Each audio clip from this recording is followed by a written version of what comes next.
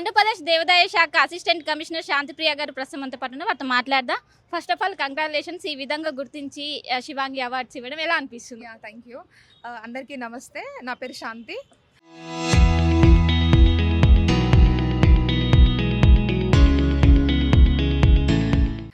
ఈరోజు శివంగి అవార్డ్స్ హైదరాబాద్లో peoples media తరపు నుంచి నేను అందుకోవడం జరిగింది. I'm very happy to after a long time నేను ఈ అవార్డు అందుకోవడం. కాలేజ్ డేస్లో అండ్ స్కూలింగ్ డేస్లో చాలా అవార్డ్స్ తీసుకున్నాము, but after professional life award తీసుకోవడం ఇట్స్ వెరీ టఫ్.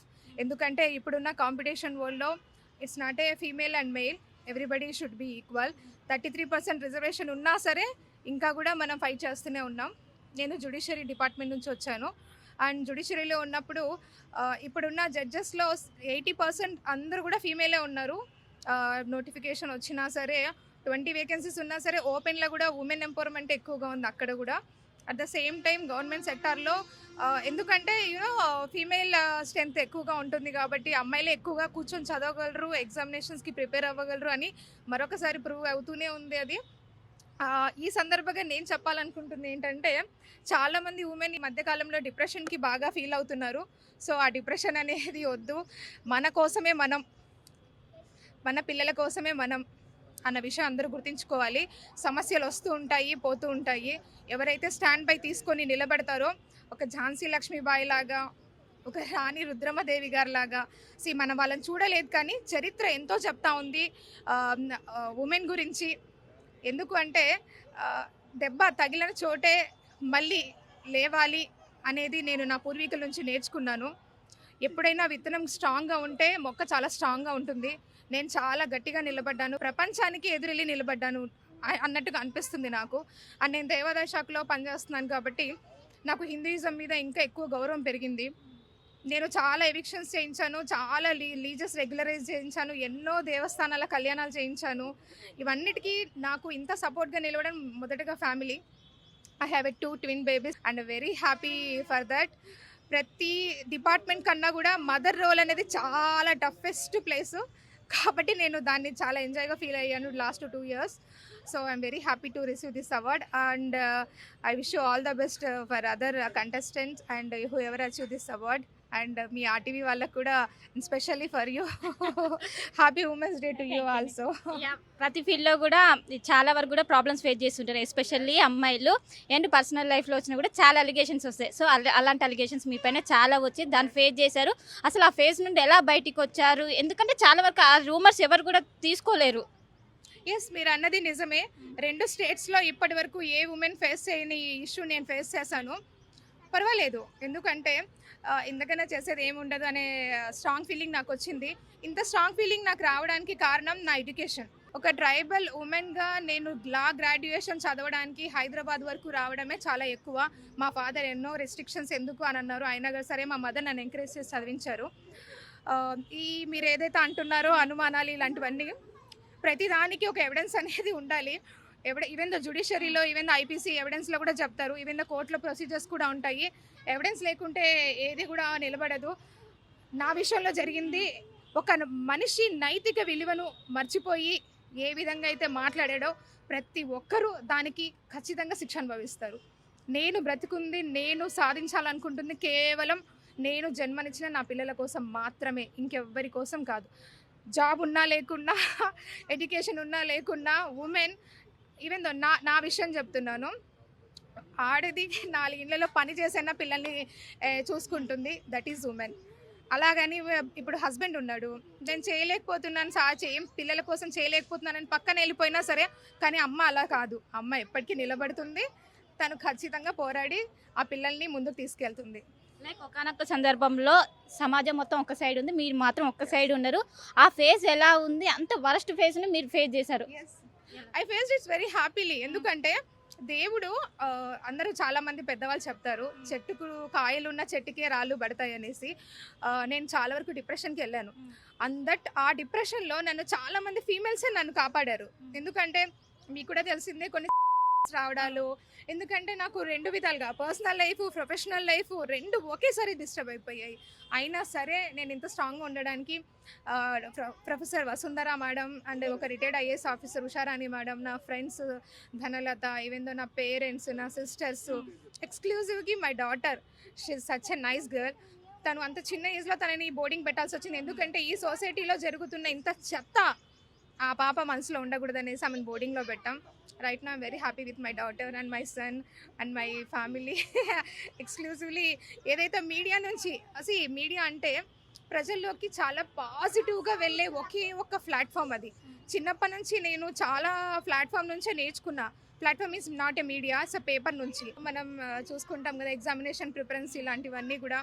అలాంటి సిస్టము మాట కన్నా పెన్నుకి ఎక్కువగా పవర్ ఉంటుంది. అందుకే నేను ఎప్పుడు కూడా గస్టెడ్ ఆఫీసర్ అవ్వాలి అనే వేలోనే నేను ఆలోచించి చదివాను. I got a lot of some jobs. అయినా సరే నేను వాటన్నిటికన్నా దేవాదాయ శాఖలో పనిచేయడానికి కూడా ఎందుకు ఇష్టపడ్డానంటే దేవుడికి చాలా దగ్గరగా ఉంటాము. It's a green pen. నేను ఏదైనా మాట కంటే ముందు పేపర్ మీద పెట్టచ్చు అని. అలాంటి మంచి హోప్ ఉన్న ఒక మీడియా అండ్ పేపర్ ఇవన్నీ కూడా ప్రజలకి పాజిటివ్ని తీసుకెళ్ళండి ప్లీజ్. ఎవరైతే కామెంట్స్ చేస్తున్నారో బ్లడీ కామెంట్స్ ఇవన్నీ కూడా, first you see your back, later you see front. అది తెలుసుకోకుండా అందరినీ అలా తప్పుగా మాట్లాడడం చాలా తప్పు. నేను 2 years తర్వాత ఫస్ట్ టైం మీ టీవీతో మాట్లాడుతున్నాను. చాలా పాజిటివ్గా మాట్లాడండి మీరు కూడా. ఆఫ్టర్ దిస్ ఇష్యూ ఇంకా మదన్ మోహన్ ఇంకా అలిగేషన్ చేస్తూనే ఉన్నారు. ఇంకా జాబ్ అలానే కంటిన్యూ చేస్తున్నారు. ఎవరు అండదండలు ఉన్నాయంటూ కూడా ప్రతిసారి క్వశ్చన్ చేస్తున్నారు. ఆయనకి ఏం చెప్తారు మీరు సూటిగా మదన్ మోహన్కి?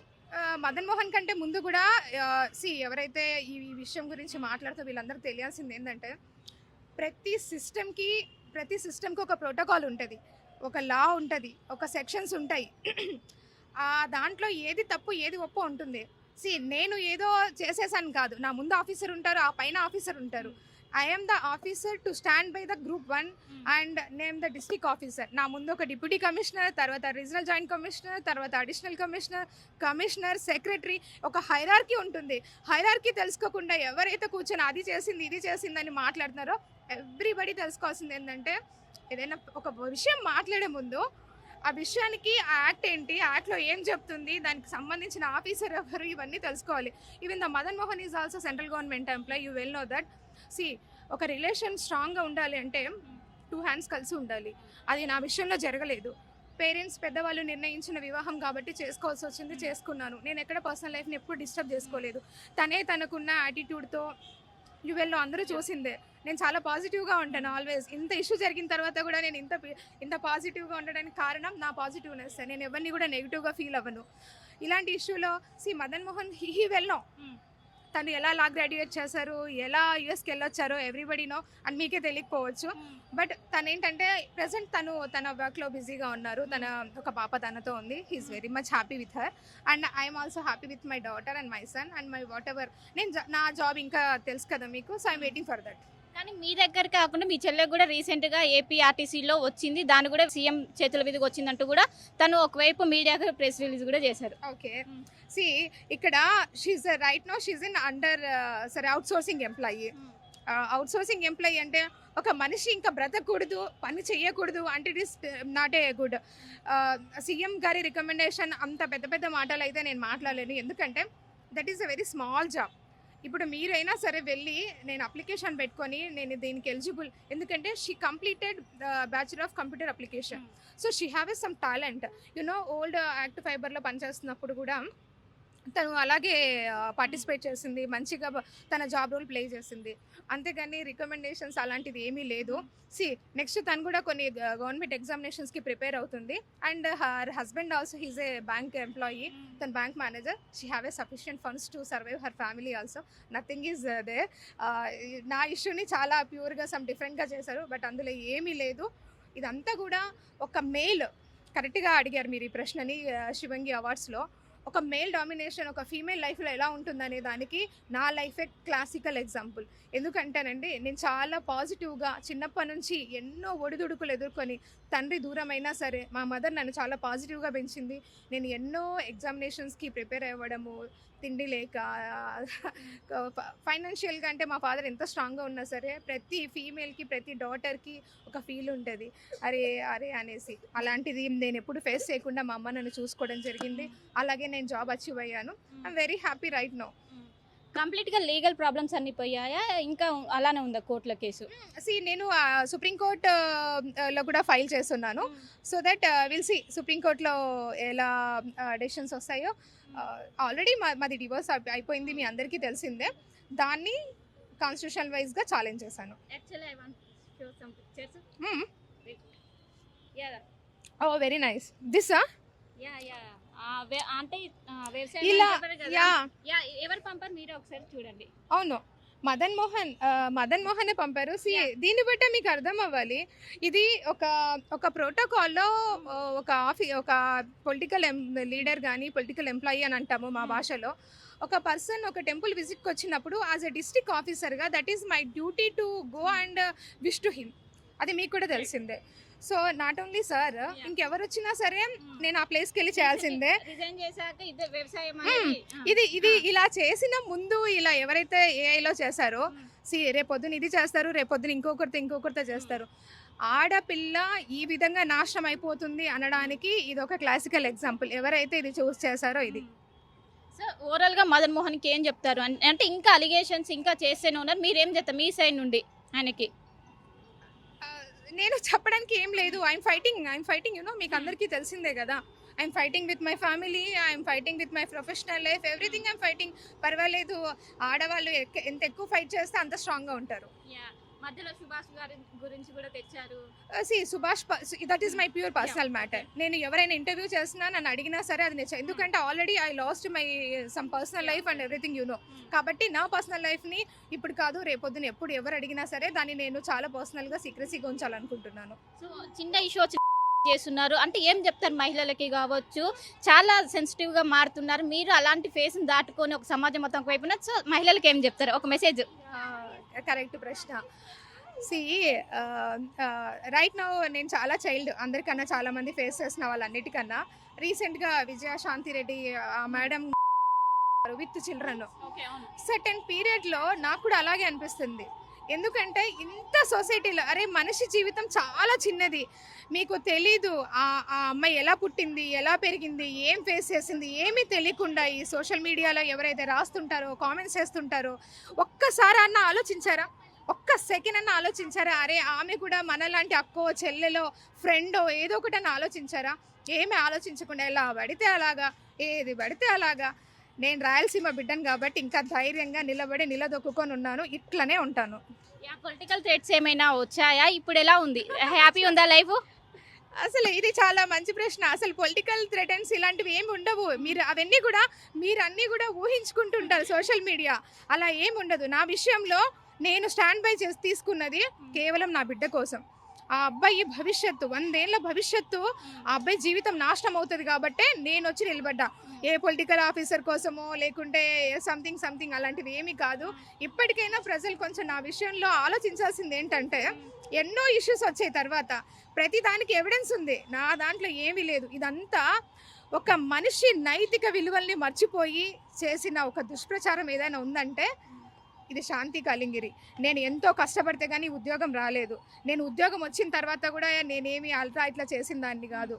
1200 కోట్ల భూమిని తీసుకొని వచ్చి ఎండోమెంట్స్ డిపార్ట్మెంట్ కలిపిన. ఈ విషయం మా డిపార్ట్మెంట్ అందరికీ తెలుసు. ఎన్నో లీజెస్ని రెగ్యులరైజ్ చేయడానికి ప్రపోజల్ చేసినాం, అన్నీ చేసింది కమిషనరే. ఈ రోజు కూడా నేను ఛార్జెస్ ఫేస్ చేస్తూ ఉన్నానంటే అది because of good media. Fine. ఒక అందరి దృష్టిలో ఏముంటుందంటే ఒక ట్రైబల్ ఉమెన్ అంటే వాళ్ళు ఏదో రోడ్లో ఇక్కడ అడవుల్లో పుట్టి ఉంటారు, అడవుల్లో ఉంటారు. Not like that. మా ఫాదరు నేను పుట్టే టైంకి ఆయన హెడ్ కానిస్టేబుల్ నా తండ్రి. నేను అంతో ఇంత కొంచెం బాగానే పెరిగి ఉన్నాను. నా పెళ్ళి కూడా బాగానే జరిగింది, కావాలంటే చూడండి వీడియోస్ అన్నీ కూడా. విల్లా కూడా నేను కొనుక్కుంది లోన్ పెట్టి కొనుక్కున్నాను. కొనుక్కోకూడదా? అసలు విజయసాయి రెడ్డి సారు ఎందుకు సార్ గురించి చెప్తున్నారు, ఆయన ఆ జిల్లాలకి ఒక ఇన్ఛార్జ్గా వచ్చారు. అందరు ఆఫీసర్స్ లాగే నేను కలుసున్నాను. ట్రైబల్ అమ్మాయి చాలా చక్కగా ఉద్యోగం చేస్తూ ఉందని, కొత్తగా వచ్చున్నాం కదా అనేసి ఎంకరేజ్ చేశారు. మంచిగానే మాట్లాడారు, మంచిగానే నేను కూడా వర్క్ చేశాను. ఇప్పుడు ఆఫీసర్ ఉన్నా, పొలిటికల్ ఆఫీసర్గా ఇంకే ఆఫీసర్ ఉన్నా, ప్రతి ఒక్క వస్తురాలైనా ఎవరు లీడింగ్లో ఉంటారో వాళ్ళు పిలిస్తే పోవాల్సిందే, ఫైల్ చూపించాల్సిందే, మాట్లాడాల్సిందే. అంటే నా భాష మీకు ఇంకోలాగా అర్థమవుతుందేమో, చూపించాల్సిందే, మాట్లాడాల్సిందంటే రాయలసీమ భాషకు కూడా ఒక విలువ ఉంటుంది. ఆ విలువని ప్రతి ఒక్క ప్రజలు తెలుసుకోండి. ఎందుకంటే రాయలసీమ వాళ్ళు ప్రేమిస్తే చాలా మంచిగా ఉంటుంది, ద్వేషిస్తే, నేను స్పెషల్లీ ఇది ఎవరైతే నన్ను బాధ పెట్టారో వాళ్ళకి చెప్తా ఉన్నాను. అందరూ పేరు చెప్పే పనిలే, ఆడదాన్ని ఉసురు పోసుకుంటే రాజ్యాలే కూలిపోతా ఉన్నాయంట. ఇది కరెక్ట్ కాదు. ఎందుకంటే నేను ఎవరి జోలికి పోయిందిలే, ఎవరు తిండి తినిందిలే, నా కష్టంతో నేను వస్తూ ఉన్నా. నా బిడ్డల్ని 2 సంవత్సరాల్లో ఉద్యోగం లేకున్నా సరే ఎంత కష్టపడి ఉన్నామో మాకు తెలుసు. అంత మాత్రాన తిండికి గతి లేకుండా ఏం లేము. ట్రైబల్ అంటే అన్ని విధాలుగా స్ట్రాంగ్గా ఉన్నారని అర్థం చేసుకోండి. అందులో స్పెషల్లీ రాయలసీమలో పుట్టి ఉన్నాను కాబట్టి నా యాస మారుండొచ్చేమో కానీ నా రక్తం మాత్రం మారలే. మేము చాలా గట్టిగానే ఉన్నాము, అన్నింటిని ఎదుర్కొంటూనే ఉన్నాం. మీరు ఈ వీడియోని అంతా కూడా అంత లాగ్ చేయకండి, ఉన్న జాబ్ కూడా పోతుంది. సో మొత్తం మీద కావాలనే నా పైన ఎలిగేషన్స్, దుష్ప్రచారాలు చేస్తున్నారు. అండ్ నాకు సంబంధించినటువంటి అన్ని కూడా లీగల్ ఇష్యూస్ అన్ని కూడా కోర్టులోనే తేల్చుకుంటానంటూ కూడా శాంతి ఆర్టీవీతో ఎక్స్క్లూజివ్గా మాట్లాడారు. కెమెరా పర్సన్ వేణుతో కలిసి శిల్ప ఆర్టీవీ, హైదరాబాద్.